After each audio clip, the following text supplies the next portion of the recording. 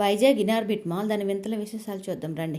ఈ చెట్టుని కట్ చేయకుండా మాల్ని అలానే కన్స్ట్రక్ట్ చేశారు. ఇది హైలైట్ అసలు. ఎస్కలేటర్ ఎక్కాలంటే నాకు చాలా భయం, కానీ ఎలాగోలా ఎక్కేసా. కానీ వెనకాల మా పిన్ని మాత్రం పాపం నాన్న పాటలు పడుతుంది.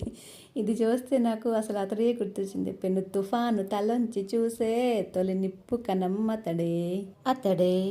వెంటనే ఇది కనిపించింది. ఇంకా ఆగుతామా కిచిక్కమని ఒక ఫోటో అయితే తీసేసాం. చేతిలో ఫోన్ ఉంది కదా అని మాల్నంతా గిర్రని ఒక తిప్పి తిప్పి చూపించేస్తున్నా. కళ్ళు తిరిగితే నాకు సంబంధం లేదు. బుద్ధుడి విగ్రహం భలే అందంగా ఉంది కదా.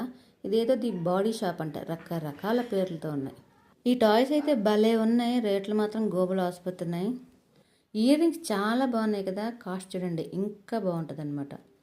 అది మ్యాటర్. అందరం కలిపి ఫోటో అయితే తీసుకున్నాం, కానీ ఒక్కరు కూడా తిన్నగా చూడలే. అదే మ్యాజిక్. ఫోటోగ్రఫీలో నాకున్న టాలెంట్ అంతా యూజ్ చేసి వాళ్ళని అయితే క్యాప్చర్ చేస్తున్నా. ఫోన్ని మళ్ళీ ఇంకోసారి గిర్రని తిప్పేస్తున్నా. ఏదో వీడియో తీసేయాలనే ఆరాటం అంతే.